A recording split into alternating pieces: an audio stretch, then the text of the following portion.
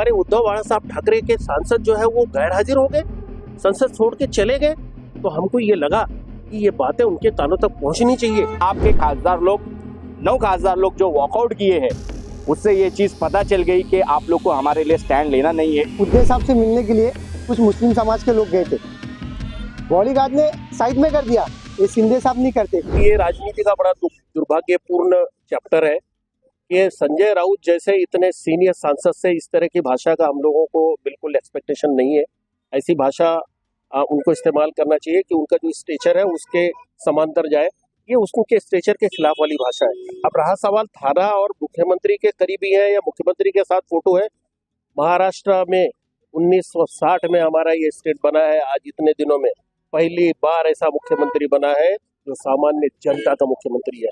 आज रास्ते में चलते चलते आदमी उनको हाथ देता है, खड़े हो जाते हैं।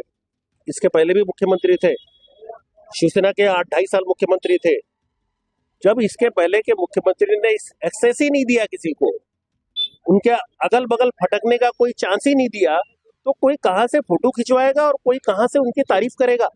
आज ये मुसलमान, देखो ये एक नैरेटिव है, ये बिल्ड किया जा रहा है क्योंकि मुख्यमंत्री साहब का जो ये हम लोग उनके वोटर है और हम उनके वोटर है और we are proud to be voter, उनके वोटर होने का हमको गर्व है क्योंकि हमने जिसको वोट दिया था वो आज मुख्यमंत्री बना है। और मुख्यमंत्री बनने के बाद आज इन 2-2.5 सालों में उन्होंने पूरे महाराष्ट्र की काया पलट कर दिया है। जो आप विकास देख रहे हो, आप मुंबई थाना या महाराष्ट्र के किसी भी हिस्से में चले जाओ, ये विकास महाराष्ट्र के लिए सपना था। इस सपने को साकार करके किसने दिखाया? एकनाथ शिंदे साहब ने दिखाया। तो जब एकनाथ शिंदे साहब इतना बड़ा बड़ा काम करेंगे, मामूली कार्यकर्ताओं के घर चले जाएंगे, हमारे यहाँ छोटे से कार्यकर्ता के यहाँ मैयत हो जाती है, उसके मैयत में चले जाते हैं झोपड़पट्टियों में, तो हमारा भी, हम एक नागरिक के तौर पे, हम कोई पार्टी के कार्यकर्ता उनकी बोल के तारीफ नहीं कर रहे, हम एक नागरिक के हिसाब से उनकी तारीफ कर रहे हैं कि जब एक नागरिक ये देखता है कि हमारा मुख्यमंत्री एक छोटे से कार्यकर्ता के घर में मैयत में आ रहा है, उनके अच्छे बुरे में आ रहा है, उनके बारसा में आ रहा है, उनके बर्थडे में आ रहा है, उनकी शादी में आ रहा है, उनके सुख दुख में आ रहा है, तो हमारा दिल भी भर आता है। और हमको ये नेचुरल है, ये प्रकृति का नियम है कि आप अगर किसी जानवर को भी आप प्यार करोगे तो वो भी आपके सामने दुम हिलाएगा। तो हम तो इस तरीके से उन्होंने आरोप किया कि आप थाने के लोग सुपारीबाज है, जो आंदोलन करने आए थे वो सुपारीबाज थे, लेकिन क्या वजह थी आंदोलन करने की, किस वजह से आपने आंदोलन किया? देखो, हमें जब ये मालूम पड़ा कि उनके 9 सांसद, जब ये वक्फ अमेंडमेंट बिल आई है तो उस पर महाराष्ट्र विकास आघाड़ी के और इंडिया आघाड़ी के लोगों ने अपना जो भाषण शुरू किया, तो उसके विरोध में भाषण शुरू किया। ये भी इंडिया आघाड़ी के घटक थे। हमको ये उम्मीद थी एज अ मुसलमान, क्योंकि हमको ये पता है कि ये वक्फ की जो बिल लाई गई है भाजपा द्वारा, ये बिल सिर्फ डाइल्यूट करने के लिए, लोगों का ध्यान हटाने के लिए लाया गया इलेक्शन में। बाकी इनके पास कोई काम नहीं है। सत्ता में यही है, डबल इंजन सरकार, ये ट्रिपल इंजन सरकार, सब जगह यही है।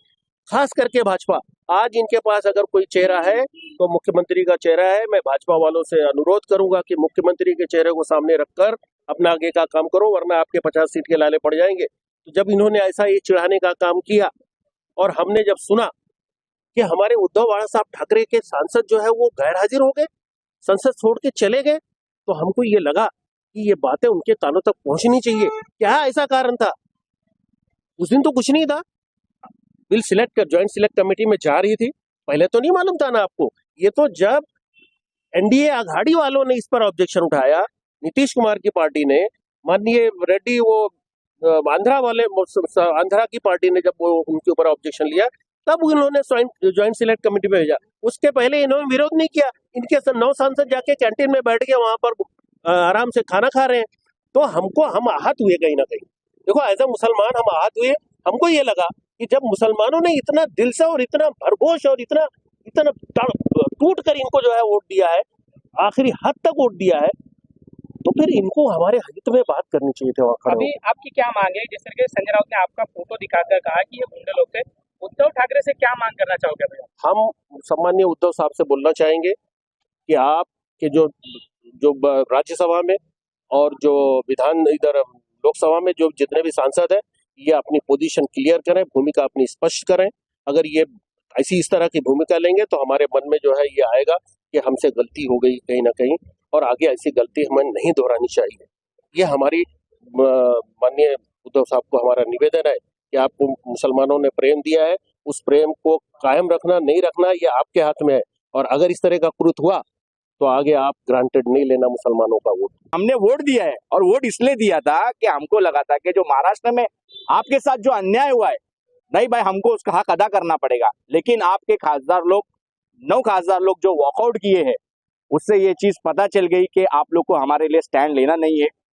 और ये पिक्चर उसी दिन क्लियर हो गई जिस दिन आपके 9 के 9 मेंबर ऑफ पार्लियामेंट वॉकआउट किए। वक्फ बोर्ड अमेंडमेंट का जो बिल आया था, हर पार्टी ने, अपोजिशन पार्टी ने उसका विरोध किया। हमें भी उम्मीद थी कि आपके 9 के 9 सांसद विरोध करेंगे। और बड़ी अफसोसजनक बात यह है कि राउत साहब सुबह सुबह उठ करके न्यूज पे आके डिबेट की बात करते हैं। मुझे ये चीज समझ में नहीं आती वो वक्फ बोर्ड अमेंडमेंट के बिल के ऊपर क्यों नहीं ज्यादा बात किए, और क्या वो वक्फ बोर्ड अमेंडमेंट के बिल का विरोध करेंगे। उनको वो स्पष्टीकरण देना ज्यादा इंपॉर्टेंट था, ताकि फोटो दिखा के किसी के ऊपर आरोप करना कि भाड़ोतरी लोग है और सुपारीबाज है।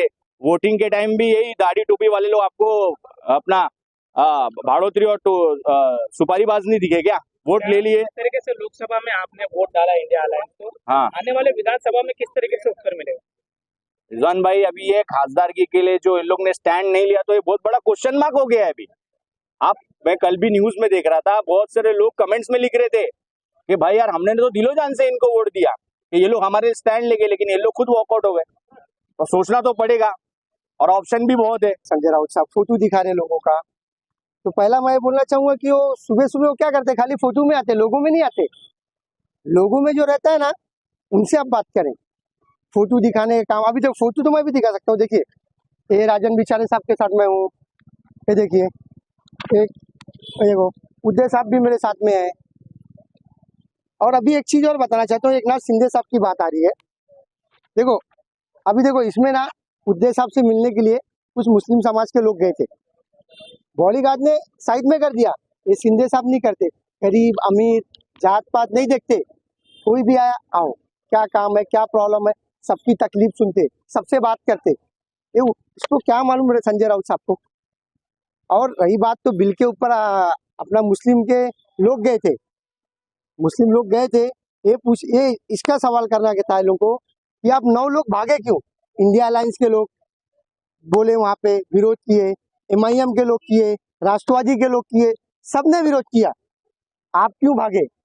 आज महाराष्ट्र में सबसे मुसलमानों के हित तो तुम ही हो, लोग तुमको ही वोट दिए ना, तो आप क्यों भागे। आप इस पे जवाब देने के बजाय सुपारीबाज कह रहे हो। आप अपने आप को पहले देखो। अगली बार वोटिंग करने के लिए, अगली बार वोटिंग जब आने वाले हाँ। उसके बारे में क्या सोचेंगे?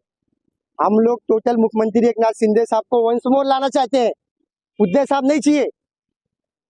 ऐसा करेंगे मुसलमानों के साथ, ये करेंगे। अगर पूछने गए कुछ सवाल तो सुपारीबाज, गुंडे, क्रिमिनल, इसलिए वोट दे रही पब्लिक तुमको।